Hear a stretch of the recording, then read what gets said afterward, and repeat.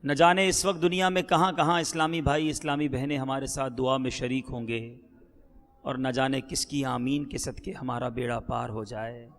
اپنے رب کے حضور گر گڑا کر، آنسو بہا کر، اپنے گناہوں کو یاد کر کے دعا کیجئے، اپنے ذہنوں کو دنیاوی خیالات سے پاک کر کے دعا میں مصروف ہو جائیے۔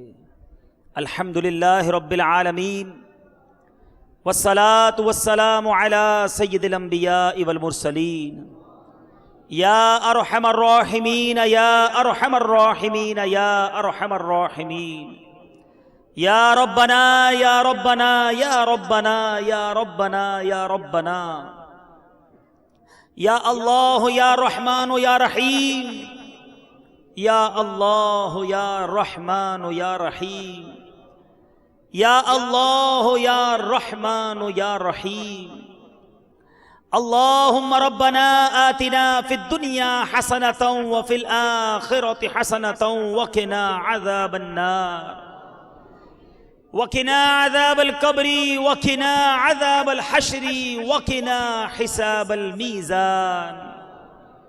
اللہم اجرنا من النار، اللہم اجرنا من الشیطان، اللہم ربنا تقبل منا انک انت السمیع العلیم، وتب علینا یا مولانا انک انت التواب الرحیم، یا مقلب القلوب ثبت قلبی علی دینک، یا مصرف القلوب صرف قلبی علی طاعتک۔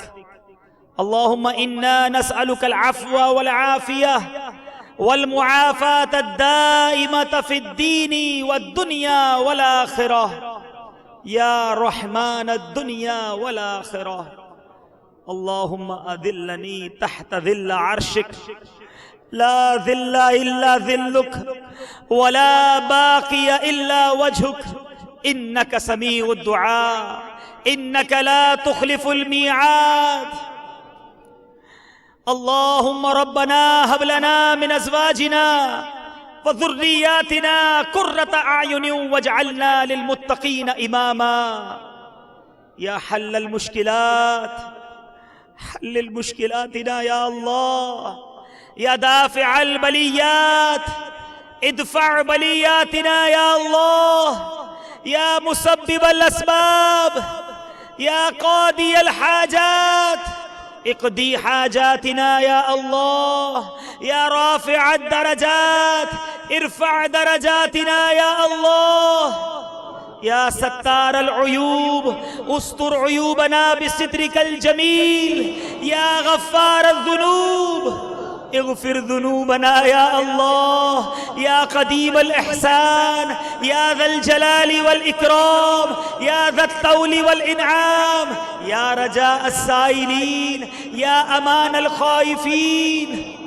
اللهم ارزقنا حجا مبرورا، اللهم ارزقنا حجا مبرورا وسعيا مشكورا وذنبا مغفورا وتجارة لن تبور، يا عالم ما في الصدور اخرجنا يا الله من الظلمات الى النور، اخرجنا يا الله من الظلمات الى النور۔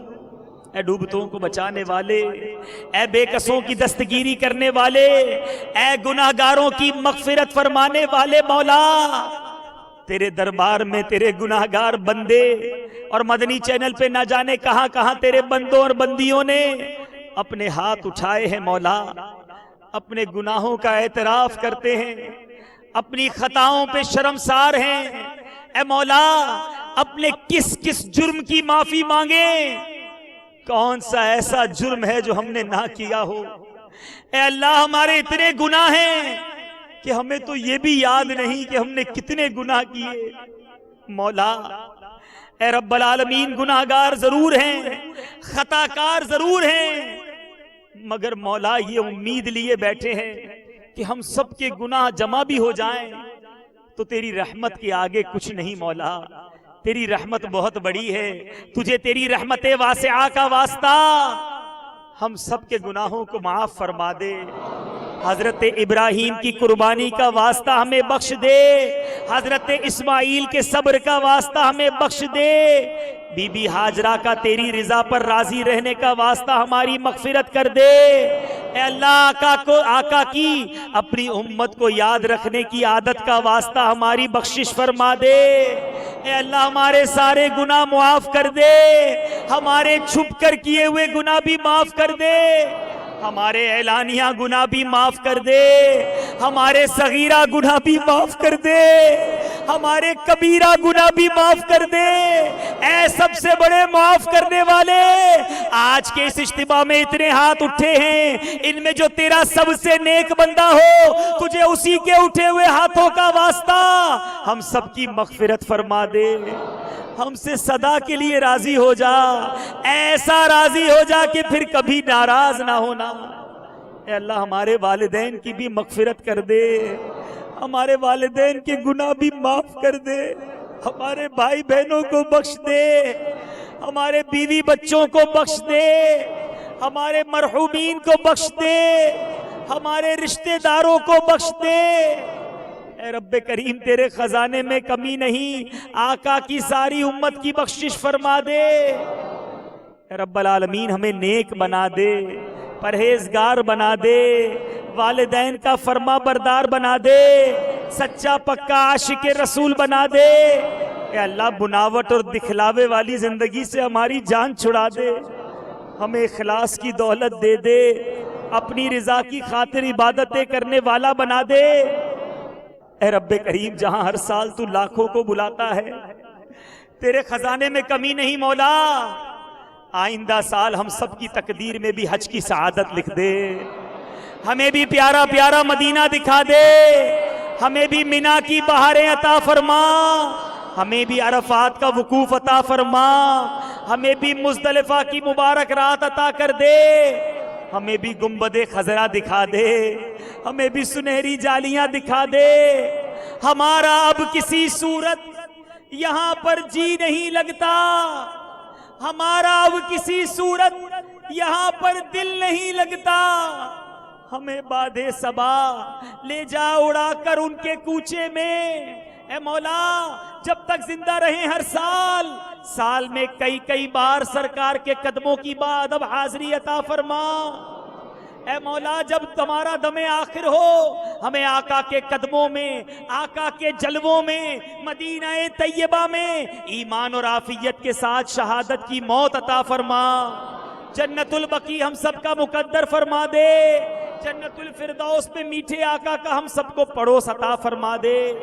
اے رب العالمین ہماری جان، مال، ایمان، گھر بار، آل اولاد سب کی حفاظت فرما۔ اے رب العالمین ہماری دعوت اسلامی کو ترقیاں اور عروج عطا فرما۔ قبلہ امیر اہل سنت، تمام علماء اور مشائخ اہل سنت اور ہمارے والدین کا سایہ ہمارے سروں پر تادیر قائم و دائم فرما۔ ہمارے وطن عزیز پاکستان کی حفاظت فرما، اندرونی بیرونی سازشوں سے محفوظ فرما، بالخصوص دہشت گردوں کی دہشت گردیوں سے ہماری جان چھڑا دے۔ اے اللہ ہمیں حاسدوں کے حسد، بد نظروں کی بد نظری، شیطان کے شر، جادو ٹونے آسیب، ہر قسم کی زمینی اور آسمانی بلاؤں، آفتوں، زلزلوں، طوفانوں، وائرسوں اور دہشت گردوں کی دہشت گردیوں سے محفوظ فرما۔ مولا جو مانگ سکے وہ بھی عطا کر دے، جو نہیں مانگ سکے ہمارے حق میں بہتر ہو وہ بھی عطا فرما۔ میں کیوں کہوں مجھ کو یہ عطا ہو وہ عطا ہو، میں کیوں کہوں مجھ کو یہ عطا ہو وہ عطا ہو، وہ دو کہ ہمیشہ میرے گھر بھر کا بھلا ہو، مٹی نہ ہو برباد پسے مرگ الہی، جب خاک اڑے میری مدینے کی ہوا ہو۔ مولا جب خاک اڑے میری مدینے کی ہوا ہو۔ ببرکۃ ان اللہ وملائکتہ یصلون علی النبی یا ایھا الذین آمنوا صلوا علیہ وسلموا تسلیما۔ صلی اللہ علی النبی الامی وآلہ صلی اللہ علیہ وسلم۔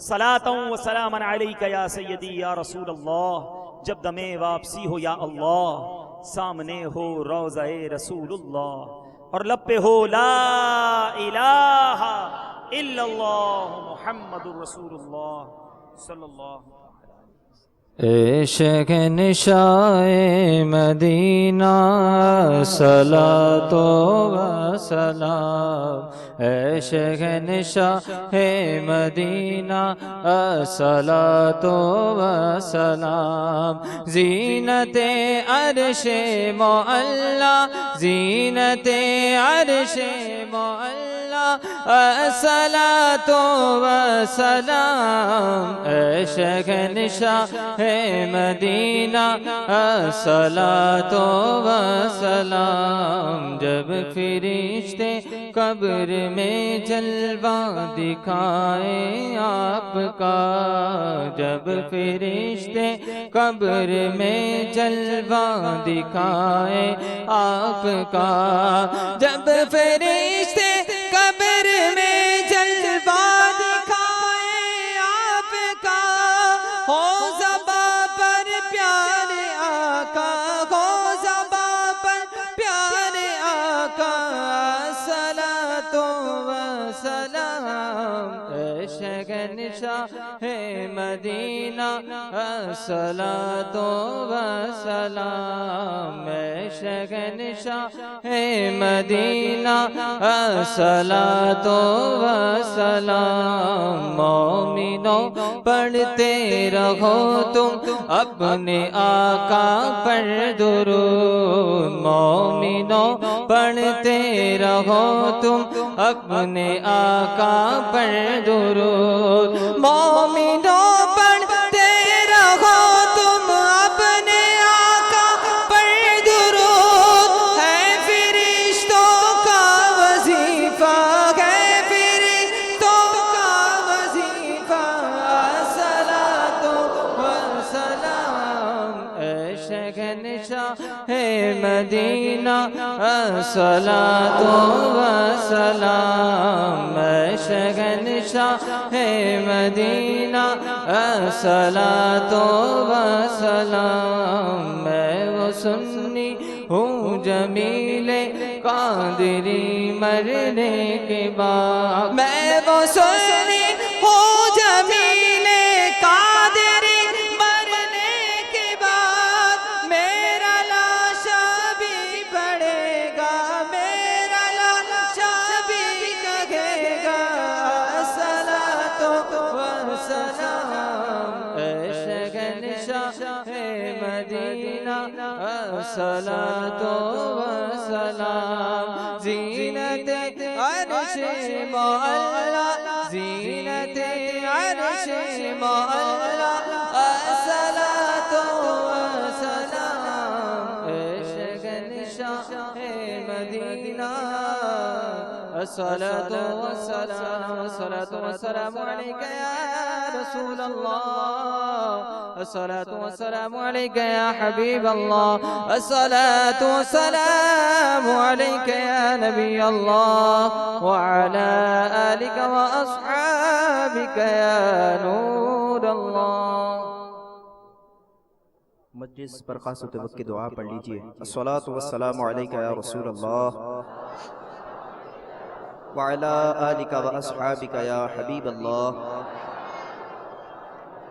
سبحانک اللہم وبحمدک لا الہ الا انت استغفرک واتوب الیک، سبحانک اللہم وبحمدک لا الہ الا انت استغفرک واتوب الیک، سبحانک اللہم وبحمدک لا الہ الا انت استغفرک واتوب الیک، ان اللہ وملائکتہ یصلون علی النبی یا ایہا الذین آمنوا صلوا علیہ وسلموا تسلیما، اللہم صل علی سیدنا ومولانا محمد معدن الجود والکرم وآلہ وبارک وسلم۔